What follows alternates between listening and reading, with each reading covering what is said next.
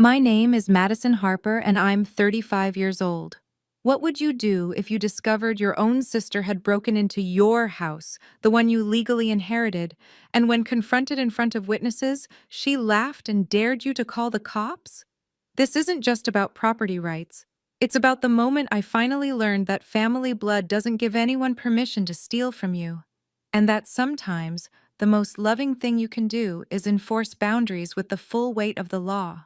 Before I share how 3 months of security footage and proper documentation saved me from my family's betrayal, please take a moment to like and subscribe, but only if you genuinely enjoy stories about standing up for yourself against entitled relatives. I'd love to know where you're watching from and what time it is there. Drop a comment below. It really helps me connect with all of you going through similar situations. Now let me tell you about the day I arrived at my inherited property with my property manager, only to find my sister had turned it into her personal playground. Growing up in the Harper household meant understanding one fundamental rule. Madison gives, Jessica takes. That's just how things worked.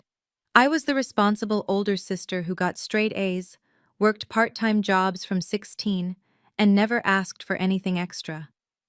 Jessica? She was the baby who needed more support and wasn't as naturally capable as me. At least that's what our parents always said. By 22, I'd moved out with my savings while Jessica, at 19, was still living at home, dropping out of her third college attempt. When she got pregnant at 23, our parents renovated their basement for her. When she had her second child, they bought her a car.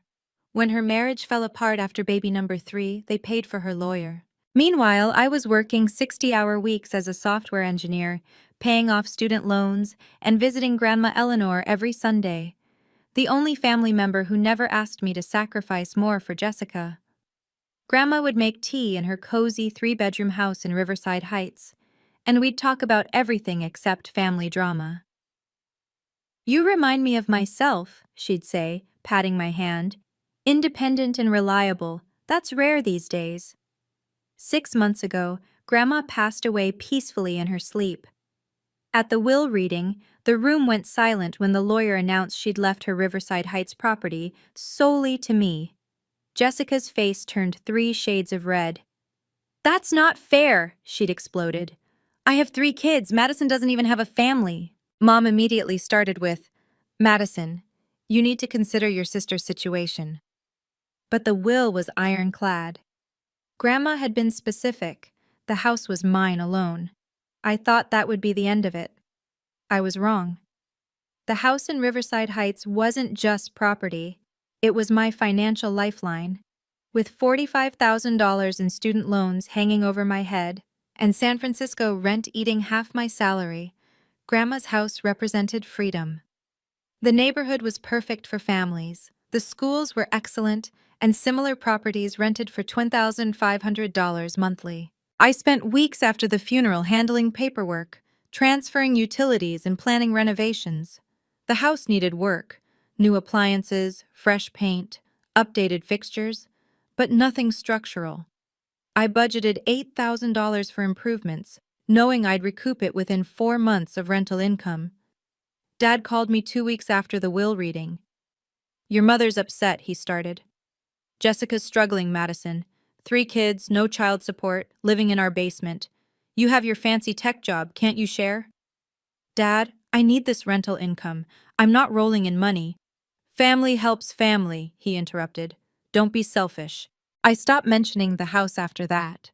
When Mom called asking about my plans for Grandma's place, I kept things vague. When Jessica texted demanding we talk about fair distribution, I didn't respond. I'd learned long ago that in the Harper family, discussion meant Madison caves. 3 months passed. I hired Derek Smith from Riverside Property Management, a consummate professional who came highly recommended. We scheduled a walkthrough for October 15th at 2 p.m. to assess the property and list it for rent. I specifically didn't tell my family about the appointment. No guilt trips, no manipulation, no last-minute emotional ambushes. Just a simple business transaction. The night before the walkthrough, I double-checked my documents: deed, insurance, tax records, everything neatly organized in my folder. Tomorrow would be straightforward. Meet Derek, tour the house, sign the management agreement, start renovations. At least, that was the plan. My financial situation was simple. $120,000 salary sounded impressive until you factored in San Francisco's cost of living. After taxes, rent, and minimum loan payments, I had maybe $500 monthly for everything else: food, transportation, emergencies. One car repair could wipe out 3 months of savings. The Riverside Heights rental would change everything. Even after Derek's 8% management fee and property taxes, I'd net around $2,000 monthly. That meant doubling my loan payments, building an emergency fund, maybe even taking a vacation for the first time in 5 years.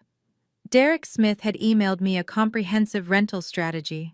"The neighborhood's hot right now," he'd written. "Young families, good schools, low crime. With minor updates, we're looking at multiple qualified applicants within a week." I'd already contacted contractors for quotes. New kitchen appliances, $2,500. Interior painting, $3,000. Bathroom updates, $2,500. Every dollar spent would increase rental value and attract quality tenants. The best part? Complete autonomy. No family meetings where dad lectured about sharing blessings. No mom crying about Jessica's hardships. No Jessica posting passive-aggressive Facebook statuses about family who forgot where they came from. I'd even opened a separate business checking account for rental income, keeping everything clean and professional. The IRS would see a legitimate rental business. My family would see nothing. October 14th, the night before meeting Derek, I sat in my studio apartment reviewing everything one last time. Deed in my name alone. Check. Insurance policy updated. Check. Spare keys? Check. Security system app on my phone showing all cameras operational? Check. That last item would prove more important than I could have imagined. My phone buzzed with a text from Derek. "Confirming tomorrow 2 p.m. at Riverside Heights property. Looking forward to getting your rental started." "Confirmed. See you there," I replied, closing my laptop with satisfaction. Tomorrow would begin my financial independence. October 15th arrived crisp and clear. I left San Francisco at noon, giving myself plenty of time for the hour drive to Riverside Heights. Derek had texted that he'd arrive early to scope out the neighborhood's rental comparables. Pulling onto Maple Street at 1:50 p.m., I immediately noticed something wrong. A silver Honda Odyssey sat in my driveway. Jessica's minivan, complete with her Blessed Mama bumper sticker and stick figure family decals. My stomach dropped. What was she doing here? Derek's BMW was parked at the curb. He stood on the sidewalk, iPad in hand, looking professionally confused. As I parked, more details jumped out. Toys scattered across the front lawn, a pink bicycle leaning against the porch, new curtains in the windows. Definitely not Grandma's lace ones I'd seen 3 months ago. "Madison?" Derek approached as I got out. I knocked, but the woman inside said she lives here. "She claims to be your sister?" My hands shook as I grabbed my document folder. "She doesn't live here. I own this property." Walking up the driveway, I noticed more changes. A doormat reading "Home Sweet Home," Halloween decorations, a mounted security camera I definitely hadn't installed. The front garden, which Grandma had meticulously maintained, was now littered with children's sand toys. Through the front window, I saw movement, multiple figures inside my house. The door had a new deadbolt I didn't recognize. "Should we call the police?" Derek asked quietly, maintaining his professional composure despite the bizarre situation. "Let me handle this first," I said, though my voice trembled. I rang the doorbell of my own house, Derek standing witness beside me. Footsteps approached. The lock turned. The door opened, and there stood Jessica, wearing pajamas at 2 p.m., holding her youngest on her hip, smiling like she'd been expecting me. "Oh, hey, Madison," Jessica said casually, as if finding her in my house was perfectly normal. "Kids, Aunt Madison's here." I stood frozen in the doorway, taking in the complete transformation of Grandma's house. The living room I could see behind Jessica was unrecognizable. Toys everywhere. Jessica's ratty sectional replacing Grandma's antique sofa, crayon drawings taped to walls I'd planned to repaint, and the smell of something burning in the kitchen. "What are you doing in my house?" My voice came out strangled. Jessica shifted the baby higher on her hip. "We live here now, have been for months." She said it matter-of-factly, like stating the weather. Derek cleared his throat beside me, his iPad recording everything. Two neighbors, Mrs. Chen from next door and Mr. Rodriguez from across the street, had stepped onto their porches, drawn by the commotion. "You live here?" I pushed past Jessica into the house, my professional folder clutched like a shield. The dining room had been converted into a playroom. The kitchen was a disaster. Dishes piled high, food splattered on Grandma's vintage backsplash, cabinet doors hanging open. "Mommy, who's that?" Jessica's middle child, maybe 6 years old, peered from behind the couch. "That's Aunt Madison, sweetie, the one who never visits." Jessica's voice dripped false sweetness. I spun to face her. "This is breaking and entering. This is my property." Jessica actually laughed, a genuine, amused laugh. "Breaking in? Mom and Dad gave me the keys. They said you wouldn't mind, since you never use it anyway." "They what?" Derek stepped inside, professionally documenting the scene with photos. More neighbors had gathered outside, their murmurs carrying through the open door. "You have your fancy apartment," Jessica continued, bouncing the baby. "We needed this place. What's the big deal?" The big deal? She'd stolen my house, and she was smiling about it. "Get out," I said, my voice shaking with rage. "Get out of my house right now." Jessica's smile widened. "Or what, you'll call Mommy and Daddy?" She walked past me to the couch, settling in like she owned the place. "Go ahead. They know we're here." "Jessica, this is illegal. Mom said family property is family property." She turned on the TV, my grandmother's TV, and started flipping channels. "Besides, possession is 9/10 of the law, right?" Derek stepped forward. "Ma'am, I'm Derek Smith from Riverside Property Management. Ms. Harper hired me to prepare this property for rental. You need to vacate immediately." Jessica looked him up and down dismissively. "This doesn't concern you." By now, 5 neighbors had gathered on the sidewalk. Mrs. Chen had her phone out, clearly recording. Mr. Rodriguez was shaking his head. The autumn air carried their whispers. "Isn't that Eleanor's granddaughter? Which one owns it? This is messy." "Jessica," I tried to stay calm. "You're trespassing. I have the deed. This house is legally mine alone. And I have 3 kids who need a roof." She gestured around the destroyed living room. "You want to throw your nephews out on the street? How's that gonna look?" Her oldest, maybe 8, appeared in the hallway. "Mom, are we in trouble?" "No, baby. Aunt Madison's just being dramatic."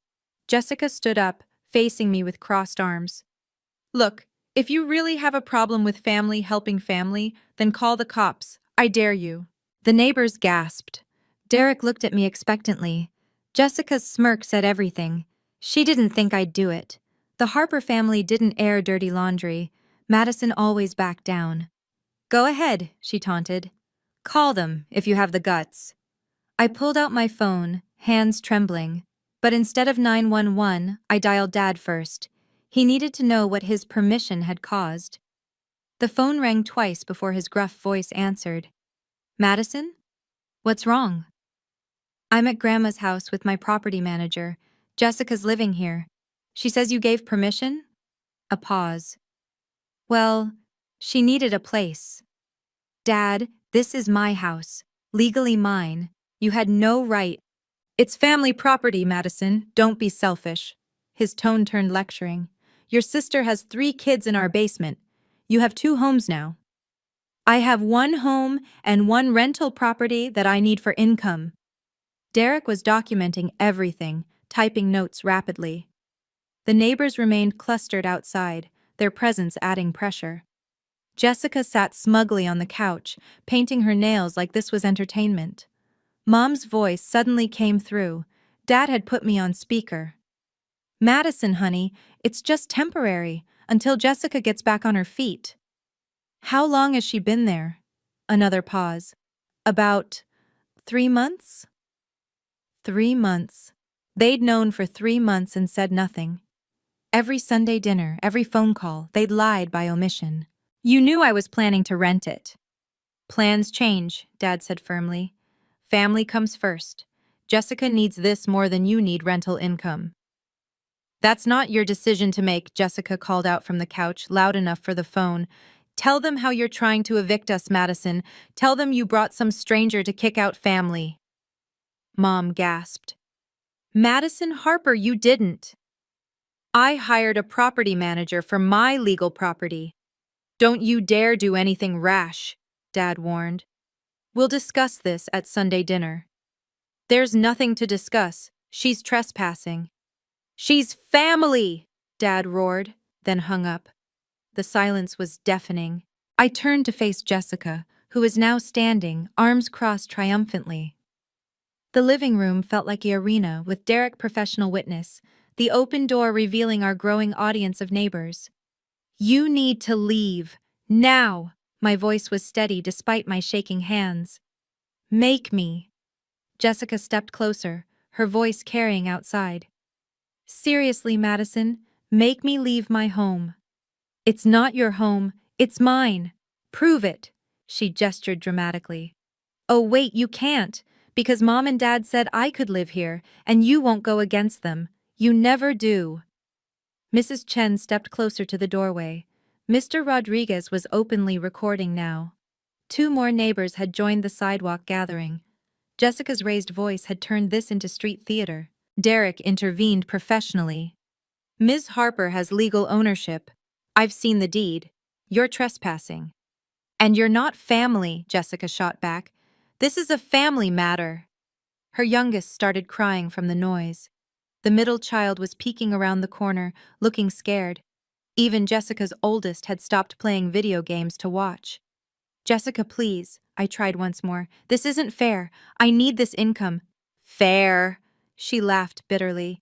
You got Grandma's house while I got nothing. You have your tech job while I'm a single mom. You want to talk about fair? That's not my fault. Mommy? The middle child whimpered. Jessica softened for a second, then hardened again. You know what? Call the cops. I dare you. She pulled out her phone, waving it. Call them right now. Tell them you want to throw out your sister and 3 kids. Let's see how that looks to everyone. The neighbors were whispering. Derek maintained his professional stance but looked concerned. Jessica's smirk said she'd won. She didn't know about the security cameras. You won't do it, Jessica continued, her voice loud enough for the entire street. You're too worried about what people think, too scared of Mom and Dad, too weak to stand up for yourself. The words hit like physical blows. Every family gathering where I'd stayed silent, every time I'd given in to keep the peace, every sacrifice I'd made, she was throwing it all in my face. Call them, she taunted, stepping closer. Call the cops on your own sister, on your nephews. Show everyone what kind of person you really are. Her oldest child had come into the room now, all 3 kids watching the showdown. Mrs. Chen was shaking her head disapprovingly, though at whom I couldn't tell. Mr. Rodriguez had been joined by his wife. At least 8 neighbors were now witnessing this humiliation. Derek spoke quietly. Madison, you're within your legal rights. I can testify to what I've witnessed. Stay out of this, Jessica snapped at him, then turned back to me. This is why Grandma really left you the house, you know. Not because you're responsible, because you're alone. She felt sorry for you. That was a lie. I knew it was a lie, but it still stung. No husband, no kids, just your pathetic job and empty apartment. She was on a roll now. And you want to take away the only home my babies have known in months? It's not their home, I finally shouted. It's mine. Then do something about it. Jessica spread her arms wide. Call the cops. Have us arrested. Show everyone the real Madison. My phone was in my hand. 3 digits. That's all it would take. Jessica's smirk widened. You won't. You never stand up to anyone. My finger hovered over the 9. Something in Jessica's absolute confidence triggered a memory. 3 months ago, right after inheriting the house, I'd installed a security system. Grandma had always been paranoid about break-ins, and I wanted to protect the property while it sat empty. 4 cameras, motion activated, cloud storage for 6 months. The app was still on my phone. Derek, I said quietly, though Jessica could clearly hear. I need to check something. I opened the security app, my fingers trembling slightly. Jessica watched with narrowed eyes. What are you doing? The app loaded. All 4 cameras were online. Wait, no. The front door camera showed disconnected, but the side door, back door, and garage cameras were all functional. 3 months of recorded footage sat in the cloud. Madison? Derek stepped closer. Professional interest peaked. I scrolled to the footage timeline. October 15th, today. October 1st, September 15th. August, July 15th. There. 3 months ago, almost to the day. My heart pounded as I clicked on July 16th, 2:47 a.m. The side door camera had captured everything in night vision clarity. A figure with a crowbar, the door being forced, multiple people carrying boxes inside. What is that? Jessica's voice had lost some of its confidence. I didn't answer, scrolling through more footage. July 17th, a moving truck in the driveway. July 18th, Jessica's minivan arriving with the kids. July 20th, someone who looked suspiciously like Dad carrying a television inside. Madison, Derek said, looking at the screen. Is this? Security footage, I confirmed, loud enough for everyone to hear. From my security system, showing the exact date and time my house was broken into. Jessica's face had gone pale. You had cameras? Still do. 3 months of evidence. I looked up at her. Want to keep daring me to call the cops? I held the phone so Derek could see clearly, making sure my actions were visible to the neighbors still watching from the doorway. The July 16th footage was damning, crystal clear despite being night vision. That's Jessica, Derek confirmed professionally, using what appears to be a crowbar on the side door. I swiped to the next video. And here's July 17th, 10 a.m. The screen showed my parents' SUV in the driveway, Dad and Mom clearly visible carrying boxes inside. Mom was even laughing in one frame, Dad directing where furniture should go. They knew, I said, my voice carrying outside. My parents knew this was breaking and entering. Jessica tried to grab my phone. That's not what it looks like. I pulled it away, continuing to scroll. July 20th, Jessica's kids playing in the yard. July 25th, furniture delivery. August 1st. I paused. This one was interesting. You having a party, with at least 15 people, in my house. The neighbors were murmuring louder now. Mrs. Chen had stepped fully into the doorway, no longer pretending not to watch. Mr. Rodriguez called out, "That's definitely illegal entry."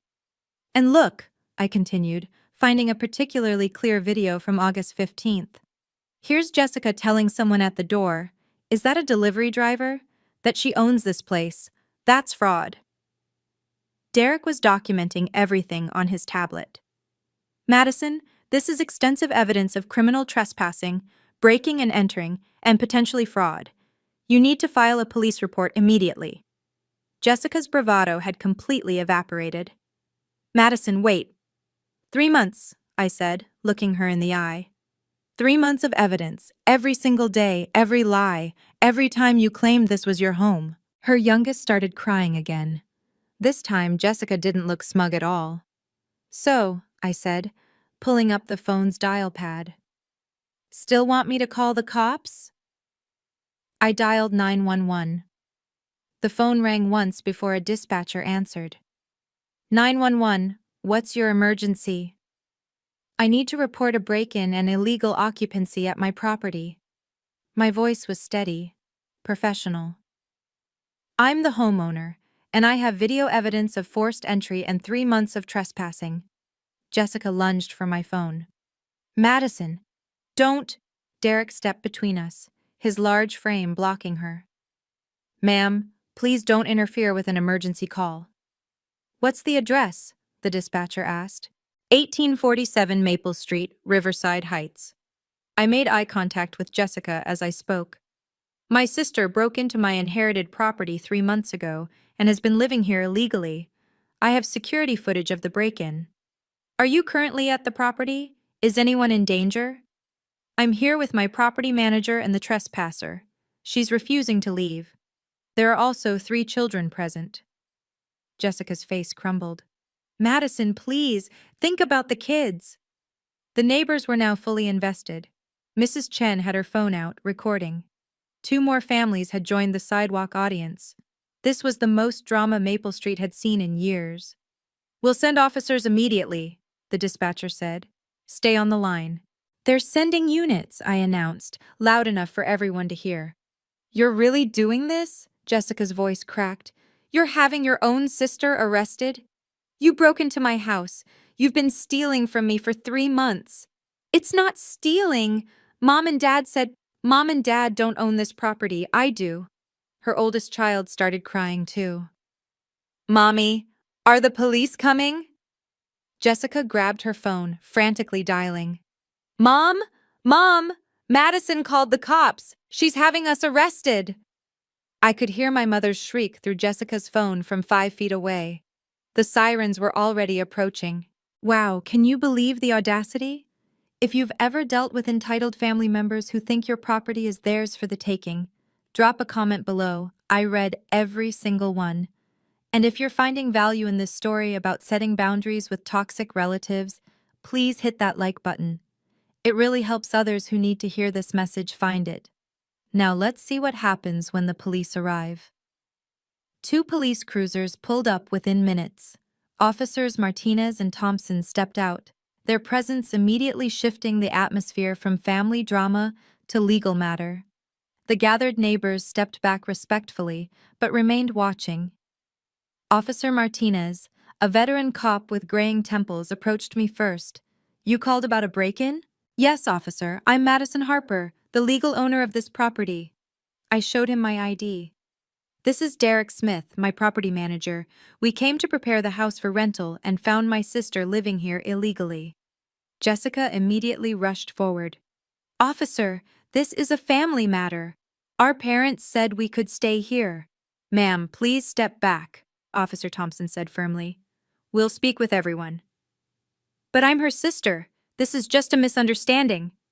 Officer Martinez looked between us. Who owns this property? I do, I said, pulling out my folder. I inherited it from my grandmother 6 months ago. Here's the deed, the will, and the probate documents. Derek added. I can confirm Ms. Harper hired me to manage this rental property. We had an appointment today. This is ridiculous, Jessica protested. We're family. You don't call cops on family. Ma'am, Officer Martinez said patiently. Family relation doesn't override property law. If Ms. Harper owns this house and didn't give you permission to live here, her parents gave permission, Jessica interrupted. Are her parents on the deed? No, but... Then they can't give permission. He turned to me. You mentioned video evidence? The neighbors pressed closer. Jessica's children were crying in the doorway.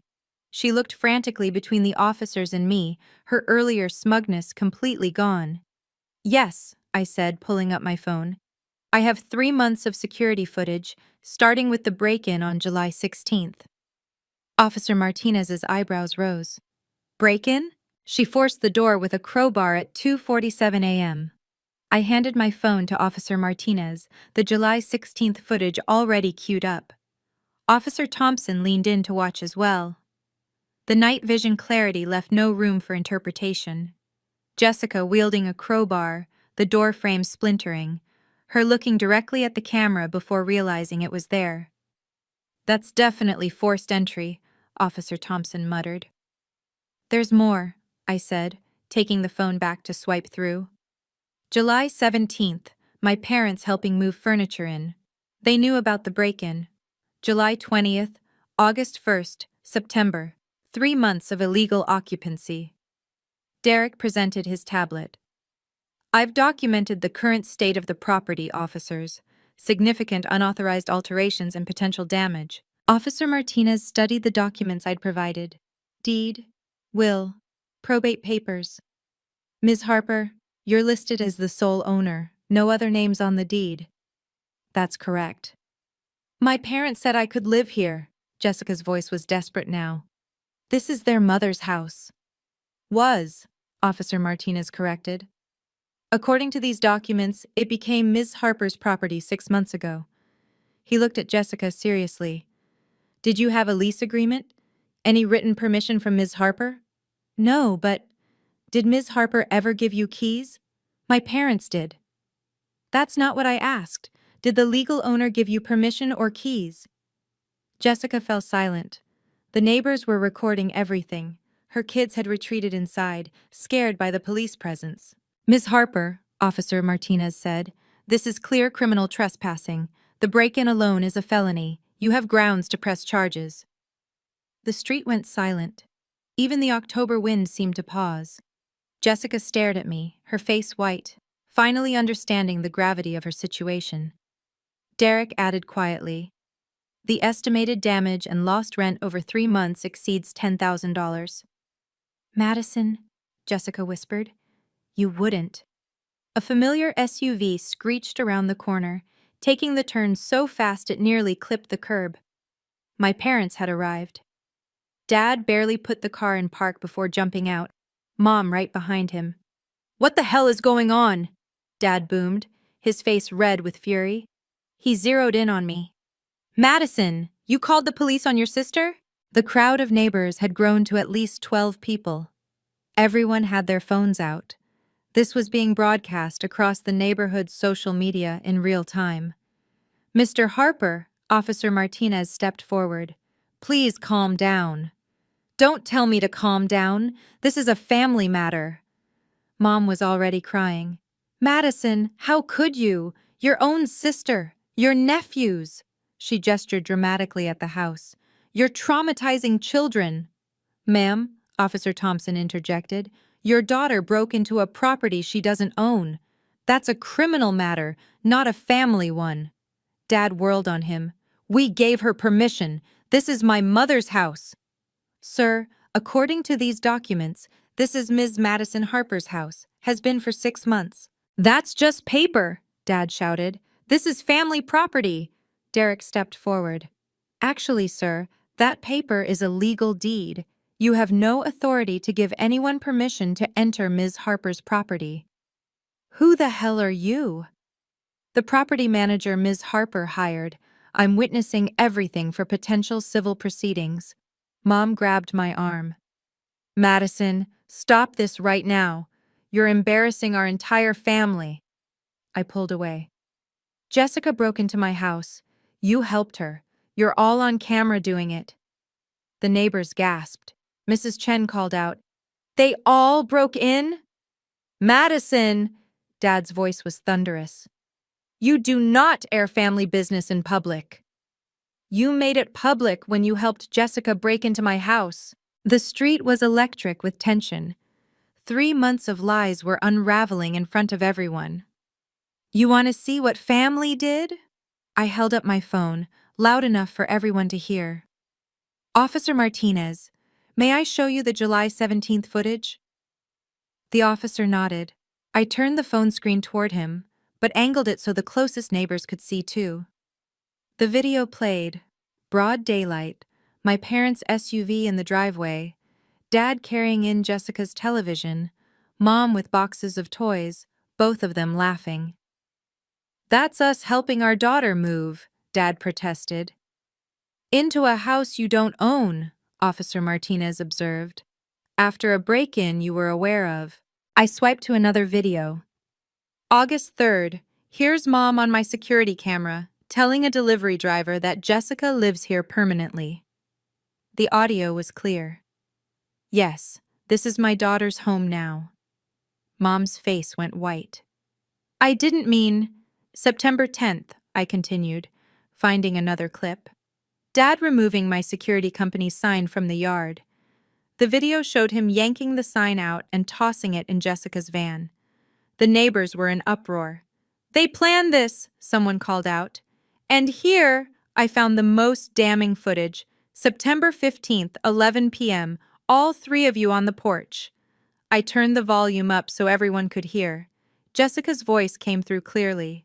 "Madison will never find out. She never visits anyway." Mom's response: "Even if she does, what's she going to do? Fight family?"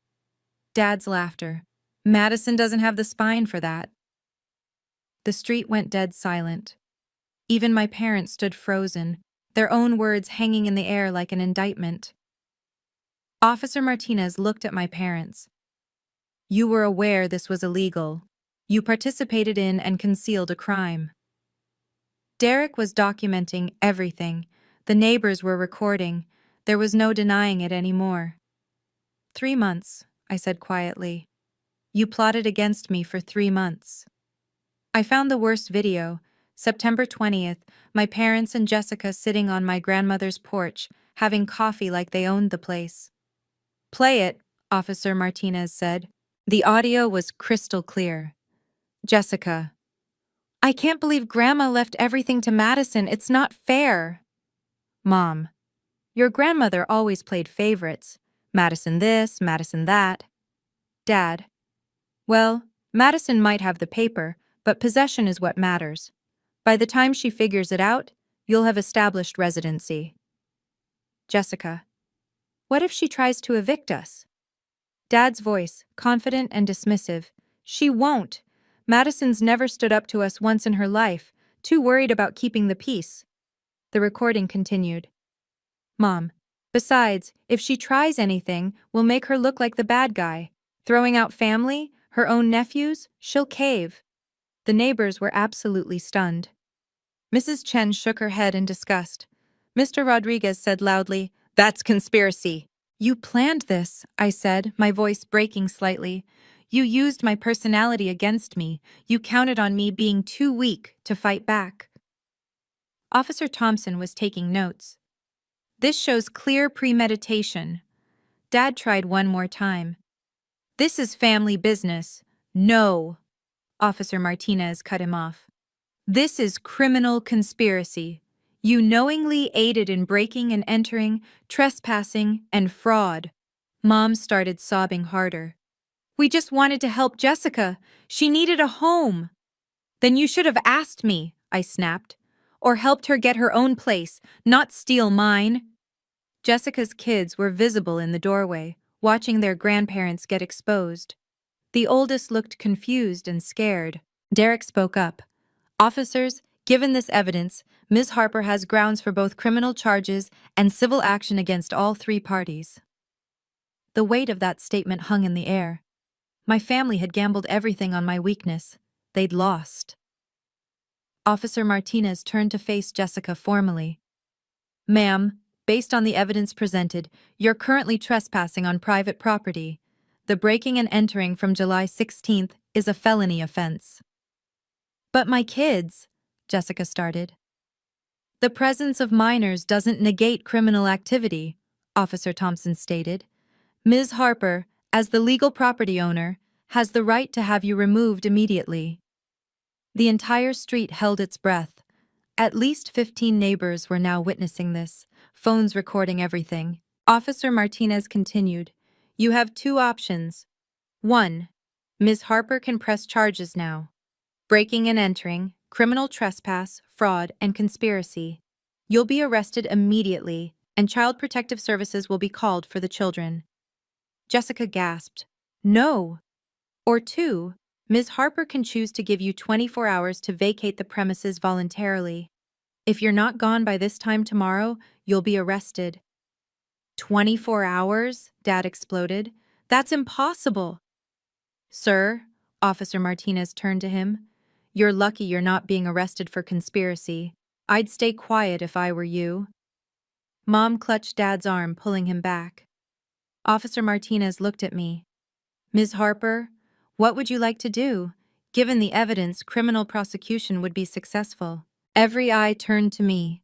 Jessica was crying now, real tears, not manipulation. Her kids were scared. My parents looked defeated. The neighbors waited. Derek stood ready to support whatever I decided. "Please," Jessica whispered. "Madison, please. My babies." I thought about 3 months of lies, 3 months of stolen rent, 3 months of my family plotting against me, laughing about my weakness. 24 hours, I said firmly, but I want a police report filed documenting everything. Officer Martinez nodded. That's generous given the circumstances. Ma'am, he addressed Jessica, 24 hours from now, 3 p.m. tomorrow, not a minute later. Jessica dropped to her knees on the lawn, a performance worthy of an Oscar. "Madison, please, you don't understand. I have nowhere to go." Her kids ran out, surrounding her. The youngest clung to her neck while the older two looked terrified. It was manipulative theater, and everyone knew it, but it was still effective. "Where are we supposed to go?" she wailed. "We'll be homeless. Is that what you want?" "You can go back to Mom and Dad's basement," I said steadily. "Where you were before you broke into my house." "That's not fair. The kids need space. They need a real home," Mrs. Chen called out from the sidewalk. "Maybe you should have thought of that before breaking in." Jessica turned on the neighbor. "This doesn't concern you." "You made it our concern," Mr. Rodriguez added. "We've been wondering who you were for months. Now we know. A thief." "Madison," Jessica changed tactics, grabbing my hand. "Remember when we were kids? Remember how I always looked up to you? Please, just 1 month. 1 month to find a place." "You had 3 months to find a place. You chose to steal mine instead." "The rental market is impossible. Everything's too expensive," Derek interjected professionally. "There are currently 47 available rentals within your school district, ranging from $1,200 to $1,800 monthly." Jessica's face flushed. "I can't afford that." "But you thought I should afford losing $2,500 a month in rental income." Mom stepped forward. "Madison, surely you can give her a week." "No," my voice was firm. 24 hours is generous. I could have her arrested right now. Jessica's oldest child, trying to help his mom, said, "Aunt Madison, we already decorated our rooms." My heart clenched, but I held firm. In my house, without permission. Jessica saw her manipulation wasn't working. Her tears turned angry. I reached into my purse and pulled out my phone. "Jessica, I'm going to make this easier for you." I opened my Venmo app. "I'm sending you $500 for a U-Haul and moving supplies. That's more than generous." The neighbors murmured approvingly. Even Officer Martinez looked surprised at the gesture. "I don't want your money," Jessica spat, but her phone buzzed with the payment notification. "You already took 3 months of my rental income. That's $7,500 you stole from me, not counting the damage to the property." I kept my voice level, professional. "I'm not pressing charges. I'm not suing for damages. I'm giving you time to leave and money to do it. That's the end of my generosity." Dad stepped forward aggressively. "You think you're better than us now?" Officer Thompson moved between us. "Sir, step back." "Madison," Mom tried again. "Family forgives." "Family doesn't steal from family," I countered. "Family doesn't break into each other's homes. Family doesn't plot for months to take advantage of each other." Derek added, "Ms. Harper is being remarkably lenient. Most people would press charges." "I want the house keys," I said to Jessica. "All copies." "I don't have—" "The security footage from August 5th shows you making copies at the hardware store." I pulled up the video. 4 sets. Jessica's jaw dropped. The neighbors were impressed by my thoroughness. Officer Martinez held out his hand. "The keys, ma'am." Defeated, Jessica pulled keys from her pocket. Mom and Dad reluctantly added theirs. "If any of you enter this property again after tomorrow at 3 p.m., you'll be arrested for trespassing," Officer Martinez warned. "Ms. Harper, I suggest you change the locks immediately." "Already arranged," Derek confirmed. Locksmith will be here at 4 p.m. tomorrow. The boundaries were set. Finally. Dad's face turned purple with rage. You're dead to us, Madison. You hear me? Dead. The neighbors gasped. Several phones swung to capture his meltdown. Robert! Mom grabbed his arm, but he shook her off. No daughter of mine calls the cops on family. He pointed at me, his finger shaking. Your grandmother would be ashamed of you. Actually, I said calmly, Grandma left me this house specifically because she knew I was the only responsible one. She told me so. That's a lie. I pulled up another video on my phone, this one from my personal files. I recorded our last conversation, Dad. Want to hear what Grandma really thought? Grandma's voice, weak but clear. Madison, I'm leaving the house to you alone. Your sister. She's like your father. Takes and takes.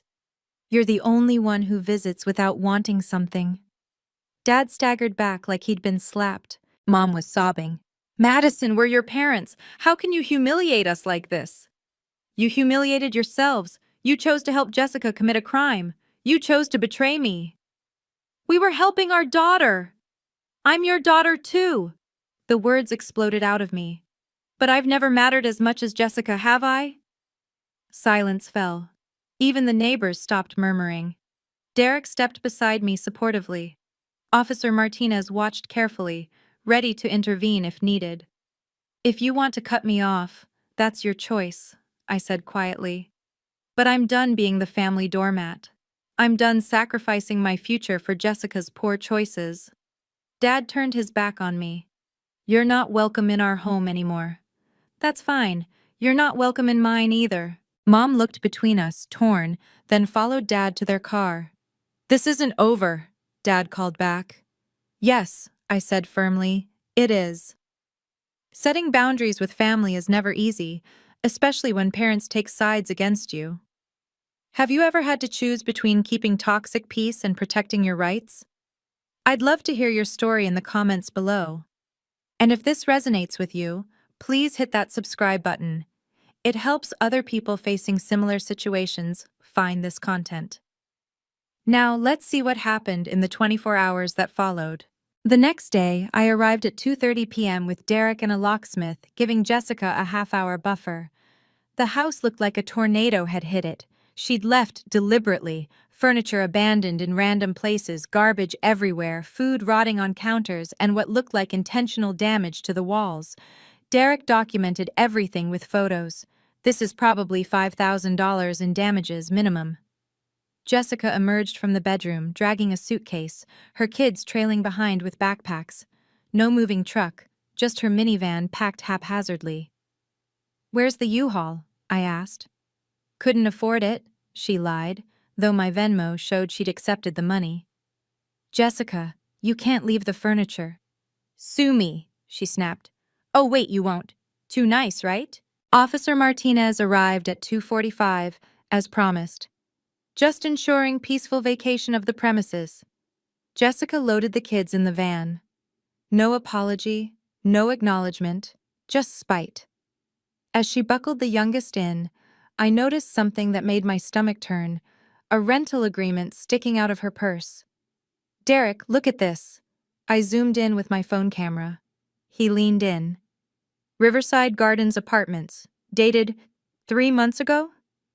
Jessica saw us looking and quickly shoved the paper deeper into her purse. You've had an apartment this whole time? I couldn't hide my shock. She didn't answer, just slammed the van door. Then why? Because I could, she finally said through the window. Because Mom and Dad said the house should be mine. Because you didn't deserve it. The truth was worse than the theft. She hadn't needed my house. She just wanted to take it from me. Officer Martinez shook his head. Ma'am, you need to leave now. Jessica drove off without looking back, leaving me with a destroyed house and the truth. Within hours of Jessica leaving, my phone exploded with family drama. 23 relatives unfriended me on Facebook. 14 sent nasty messages calling me heartless, selfish, cruel. Aunt Patricia's was the worst. Your grandmother would spin in her grave knowing you threw family onto the street. I didn't respond to any of them. What was the point? They'd already chosen their narrative. But not everyone turned against me. My cousin Sarah called that evening. "Madison, I saw the videos online. Good for you." "You did?" "Everyone's seen them. The whole neighborhood posted them. And honestly, most people are on your side, even if they won't say it publicly." "Mom and Dad won't speak to me. They're embarrassed. The videos show them committing crimes. Half the family is pretending they didn't know, but we all knew Jessica was living there." The family Thanksgiving group chat removed me. The Christmas planning thread blocked me. My own parents changed their emergency contacts from me to Jessica. But strangers on the internet were surprisingly supportive. The neighborhood Facebook group post about the incident had over 500 comments, most praising me for standing up for myself. Mrs. Chen had written, "That young woman showed more backbone than most people would. Family doesn't mean doormat." Derek called with updates. "Madison, I've had 3 families ask about renting the house once it's ready. Word spread that you're a landlord who knows her rights. Silver lining, I guess. Also, I reviewed the security footage. You have enough evidence for a civil suit if you change your mind." "I won't. I just want to move forward." But moving forward meant accepting a hard truth. Standing up for myself had cost me my entire immediate family. The price of self-respect was higher than I'd imagined. Was it worth it? Looking at my grandmother's house, finally mine again, I knew the answer. Yes. 3 weeks and $5,300 later, the house was transformed. Derek had connected me with excellent contractors who worked quickly. New paint covered Jessica's children's crayon art. Professional cleaners eliminated every trace of the occupation, and the restored kitchen gleamed. The Murphy family loved the video walkthrough, Derek told me as we did final inspections. Both parents are teachers, 2 kids, excellent references. When can they move in? November 1st, if you're ready. I signed the lease agreement with relief. $20,500 monthly rent, 1-year term, security deposit already transferred. The Murphys seemed genuinely excited about the house, sending me a thank you card before even moving in. The security system had been upgraded, 6 cameras now, all streaming to the cloud, with alerts sent directly to my phone and Derek's. I'd learned my lesson about documentation. "You know," Derek said, reviewing the final numbers, "with this rental income, you'll recoup the repair costs in just over 2 months. After that, pure profit toward your loans. And no family drama. That's priceless." Move-in day arrived sunny and perfect. The Murphys pulled up with their U-Haul, the kids bouncing with excitement. Mrs. Murphy shook my hand warmly. "We heard about what happened," she said quietly. "Takes courage to stand up to family. We'll take excellent care of your grandmother's house." Watching them carry boxes inside, treating the property with respect, seeing their children carefully wipe their feet on the welcome mat, this was what I'd wanted. Responsible tenants, steady income, professional boundaries. My phone buzzed. Mom texting. "Heard you rented to strangers instead of helping family." I deleted it without responding and helped the Murphys carry in a bookshelf. My grandmother's house was finally serving its purpose, securing my future just as she'd intended. 6 months later, my financial transformation was complete. The steady rental income had let me triple my student loan payments. The $45,000 debt was down to $28,000. My emergency fund had grown from nothing to $8,000. For the first time in my adult life, I wasn't living paycheck to paycheck. The Murphys had been dream tenants, even adding landscaping improvements at their own expense. Derek managed everything seamlessly. I hadn't needed to visit the property once. My family situation remained frozen. No contact with my parents or Jessica. The extended family had split into camps. Team Madison, quietly supportive but afraid to speak up, and Team Family First, vocally critical on social media. Then, last week, a notification popped up. "Jessica Harper wants to connect on Instagram." I checked the profile. Different last name. She'd remarried, apparently. The request came from Jessica Martinez, 2024. Her message? Madison, I need to talk to you about Mom. I didn't respond. 2 days later, another attempt through LinkedIn. Then an email to my work address. All ignored. Sarah called with intel. Jessica's new husband doesn't know about the house incident. She told him you're estranged because you're difficult. Mom and Dad are still paying her bills. Of course they are. But here's the interesting part. Jessica's in therapy now. Court-ordered from a shoplifting incident. Shoplifting? Yeah, got caught taking groceries she could afford. The entitlement finally caught up with her. I felt nothing. Not satisfaction, not sympathy, just peaceful detachment. My therapist had helped me process the guilt. You didn't destroy your family, she'd said. You revealed what was already broken. Looking at my loan balance dropping, my savings growing, my life stabilizing, all because I'd finally stood up for myself, I knew I'd made the right choice. Grandma would be proud. The biggest lesson I learned wasn't about property law or security cameras.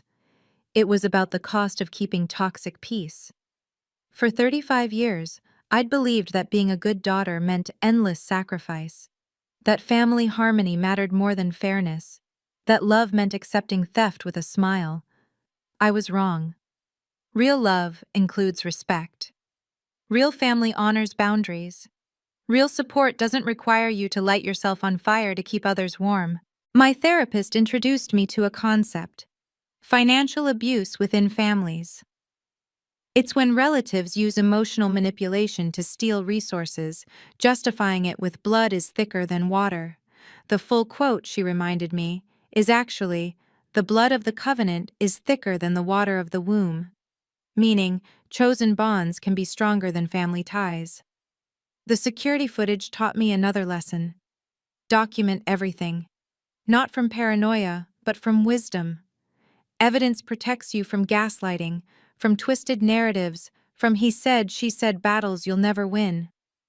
I learned that no is a complete sentence, that guilt is not an emergency I need to fix, that someone's anger at my boundaries is not my responsibility to manage. Most importantly, I learned that losing family who only valued me as a resource wasn't really a loss. It was a revelation. The Murphys sent me photos of their first backyard barbecue at the house.